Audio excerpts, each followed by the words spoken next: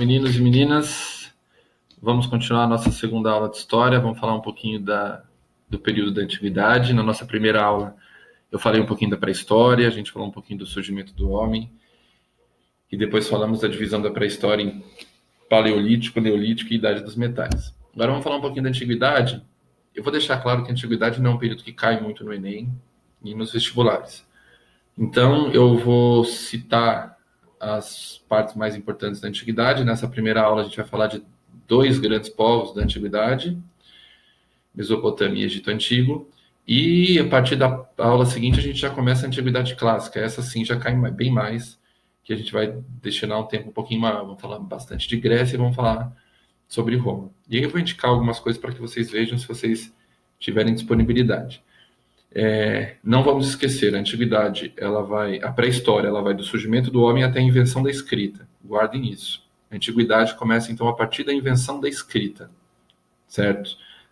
Ela vai acabar só na queda do Império Romano do Ocidente, então depois de Roma a gente fala da queda e do fim da antiguidade. Quando falamos em antiguidade, primeira informação importantíssima que a gente tem que nos ater é de que todos os povos que se formaram durante esse período foram povos que se desenvolveram em volta de rios. Por isso, da expressão sociedades hidráulicas.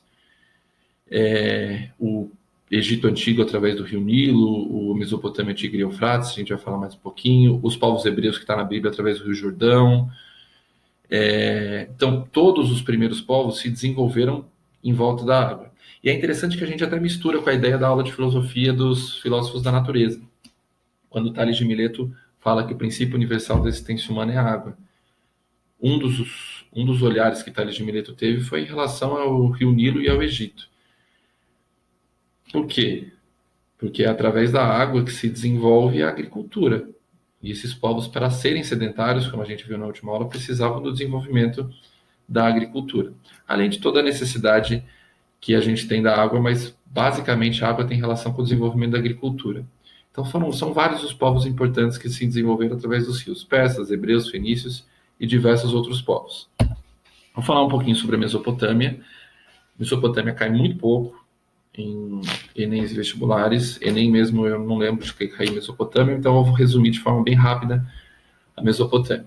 Mesopotâmia significa terra entre rios, e como são sociedades hidráulicas, ela está entre dois grandes rios, o rio Tigres e o rio Eufrates. E ela está localizada no Oriente Médio, certo? E os povos da Mesopotâmia, como eu também disse no slide anterior, eles eram povos sedentários. Se eles estão em volta de rios, eles conseguiram se usar dos rios para desenvolver a agricultura. Então, eles conseguiram construir canais de irrigação, conseguiram construir sistemas de irrigação que levavam o mais longe que se conseguia, a gente vai ver que o Nilo ainda mais, para desenvolverem sociedades sedentárias. E o sedentarismo traz o aldeamento, traz a formação das cidades, como a gente viu na aula anterior. Dois povos importantes para a gente discutir na Mesopotâmia. Os sumérios, eu só vou destacar o que for de fundamental. Os sumérios são importantes porque é através dos sumérios que surge a primeira escrita, chamada escrita cuneiforme. E ao falar que são os primeiros povos que surgem em escrita, é importante a gente entender que os sumérios se relacionam então com o começo da antiguidade e o fim da pré-história, certo? E os amoritas, que formaram o chamado Império Babilônico, um importante império durante a Mesopotâmia, que teve como outro ponto importante o chamado Código de Hammurabi, feito pelo Hammurabi, que foi um imperador babilônico, que defendia a ideia de olho por olho, dente por dente, uma ideia que volta para a sociedade, infelizmente, tem quem ainda defenda a ideia de que a pessoa tem que pagar exatamente da forma como ela cometeu. Então, matou, tem que morrer, torturou, tem que ser torturado, estuprou, tem que ser estuprado, e assim por diante. Infelizmente, essa ideia ainda roda na sociedade como se isso funcionasse. Era a ideia de milhares de anos atrás, completamente vencida. Ela só se baseia na ideia de ódio e de justiça com as próprias mãos e não parte para uma ideia de solução de problema nenhum relacionado a nenhum tipo de violência. E esse Código de Hammurabi existe e a gente tem ainda vozes que ecoam na sociedade até hoje e defendem. Bastante gente defende ideias de justiça com as próprias mãos.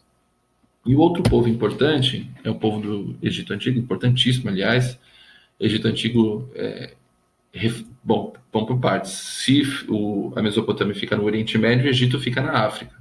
Então é o primeiro povo africano que a gente estuda. Aliás, é o único grande povo africano que a gente estuda na história da Antiguidade. Aqui estão as famosíssimas pirâmides do Egito. Então eu volto para falar das pirâmides do Egito, mas vamos falar um pouquinho da estrutura da sociedade. Primeiro, é uma sociedade hidráulica no meio do deserto do Saara. O deserto do Saara é um deserto maior em extensão territorial que o Brasil. Então ele é bastante grande, bastante extenso. E você vai falar como é que uma sociedade consegue se desenvolver no meio do deserto. Só se desenvolveu porque tinha um rio, que é o Rio Nilo, que eles consideravam uma dádiva dos deuses. Porque realmente era uma dádiva. Sem o Rio Nilo não existia possibilidade de desenvolver uma sociedade no meio do deserto. E eles conseguiram construir canais de irrigação diques muito desenvolvidos e foram levando a água do Rio Nilo de forma muito extensa para desenvolver a sociedade egípcia. Essa sociedade egípcia foi desenvolvida em dois períodos, pré-dinástico e dinástico. Pré-dinástico de 5.000 a 3.200, que era um período sem os faraós. Eles viviam nos chamados nomos. Nomos são aldeias, né, comandados pelos nomarcas. Eles iam comandando, não tinha uma ligação entre si, cada nomo tinha a sua regra, e os nomarcas comandavam a estrutura da sociedade. E o período dinástico, que entra a junção dos nomos. Começam a guerrear nomos, formar Alto e Baixo Egito. O Alto e Baixo Egito vão fazer um conflito entre si, e o vencedor, Menés, vai se tornar o primeiro comandante de todo o Egito e vai se tornar um faraó, no chamado período dinástico. Começam as dinastias faraônicas. Faraó, o famoso faraó, que era o rei do Egito, e que algumas coisas são importantes para a gente ter na cabeça. Faraó, o Egito era uma teocracia. O que é uma teocracia?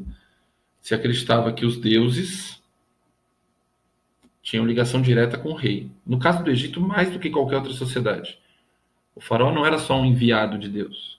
O faraó era a própria encarnação. As pessoas olhavam para o faraó e estavam olhando Deus. É como se a gente olhasse para o nosso presidente e olhasse uma figura sagrada. Então não é só representante de Deus na Terra, é o próprio Deus. O faraó era o Deus encarnado. Então ele era obviamente inquestionável. Ele era o líder supremo, o administrador supremo, e tinha toda a sua estrutura de organização da sociedade para o auxiliar. Certo? Junto com o faraó, você tinha os nobres, que eram quem comandavam as províncias. Os nobres, eles eram de classes superiores, hereditários, sangue considerado superior, e ocupavam os principais postos da sociedade. Tinham ao lado do faraó, esses são os grupos dominantes, os principais, né? Tinham ao lado do faraó os sacerdotes, que é aqueles que organizavam todos os eventos ligados à religião, às cerimônias religiosas. É importantíssimo, porque se era uma teocracia, o faraó era a encarnação de Deus, a religião era muito importante. Então os sacerdotes também eram muito importantes, e por isso eram pessoas que desfrutavam de um prestígio, de uma riqueza muito grande. Tinha o vizir, que era um braço direito do faraó, eu não pus, mas anotem, o braço direito do faraó, e tinha os escribas, que eram funcionários públicos que ajudavam o faraó a administração da sociedade, que eles cobravam os impostos, e eles eram os letrados, eles sabiam ler, escrever e contar. A forma de escrita e o papel que existia no Egito Antigo era o papiro. Eu até tenho o papiro, depois eu mostro para vocês se a gente vai fazer o vídeo. Eu tenho um papiro. Então, quem sabia, quem tinha capacidade da leitura na época era o escriba. Que fique claro, a popularização da alfabetização é algo muito recente. Em grandes momentos da história, nem os reis, nem a nobreza, nem a parte superior da sociedade sabia ler. A gente vai ver que na Idade Média, a igreja eram os que sabiam ler. Então era um privilégio para a época o saber ler, não é como hoje, certo? E existiam os grupos... deixa eu deixar claro, o faraó, ao ser o Deus encarnado, e ao eles acreditarem na mitologia de forma muito, muito intensa, eles acreditavam que existia um mundo dos mortos. Esse mundo dos mortos, comandado por Osíris, o espaço seria onde o faraó iria após ele morrer. E ele acreditava que tudo que ele tinha todos os pertences tinham que ser enterrados junto com ele. E eles construíam sarcófagos muito importantes. Esses sarcófagos foram construídos através dessas pirâmides. Essas pirâmides são feitas por cada faraó. E o nome da pirâmide era o nome do faraó que construiu o seu sarcófago para ser enterrado. E aí aquele processo que ele era enterrado, levava seus pertences, ele era mumificado, tiravam todos os órgãos dele, mumificado. E dá para ver a diferença da pirâmide. A diferença da pirâmide tem a ver com a diferença da opulência do faraó. Quanto mais importante, mais rico ele conseguiu ser, maior era a construção da pirâmide. É muito grande a pirâmide. Se você colocar uma foto, procurar na internet uma foto da pirâmide, de uma pessoa do lado da pirâmide, você vê a proporção do tamanho que tem as pirâmides do Egito. Então vamos lá. Falamos dos grupos dominantes, vamos para os grupos dominados. Temos os artesãos, que eram... Bom, agora vamos trabalhadores autônomos. Os artesãos são os barbeiros, ferreiros, barqueiros, tecelões, carpinteiros. Eles trabalhavam de forma autônoma, conseguiam produzir em pequena escala, muito diferente do que se produz hoje. Os felás, camponeses, trabalhadores de obras públicas, e viviam numa condição de miséria muito ruim, né? Os camponeses, que são os últimos aqui, trabalhavam em 2 períodos diferentes. O Rio Nilo tinha 2 períodos, o período da seca e o período da vazante. O período que chovia muito era o período da vazante, o período que parava de chover era da seca. Quando chovia muito e o rio enchia e subia, não dá para você produzir. Essa época era importante para o rio formar, molhar o solo, trazer o humus, deixar o solo fértil para depois produzir. Só que o camponês não pode produzir no meio da cheia. Então ele aproveitava para trabalhar nas obras públicas. Tudo que era construção de obra pública, o camponês trabalhava na cheia. Quando o rio descia, ele trabalhava na produção agrícola. Então não tinha descanso. E por fim, os escravos. Escravos eram feitos por 2 motivos. Por dívida, alguém se endividava com os faraós, ou preso de guerra, ou derrotado de guerra. Algum povo que o Egito dominou, e esses povos derrotados de guerra eram escravizados. Por exemplo, os povos hebreus da Bíblia foram escravizados pelo Egito durante muito tempo. Vocês cristãos devem saber, depois, na história do Antigo Testamento, diz que quem libertou os povos hebreus dessa escravização no Egito foi Moisés. Ficamos aqui na nossa primeira aula da Antiguidade. Espero que vocês tenham gostado. Qualquer coisa, vocês tirem as dúvidas. Um abraço a todas e a todos.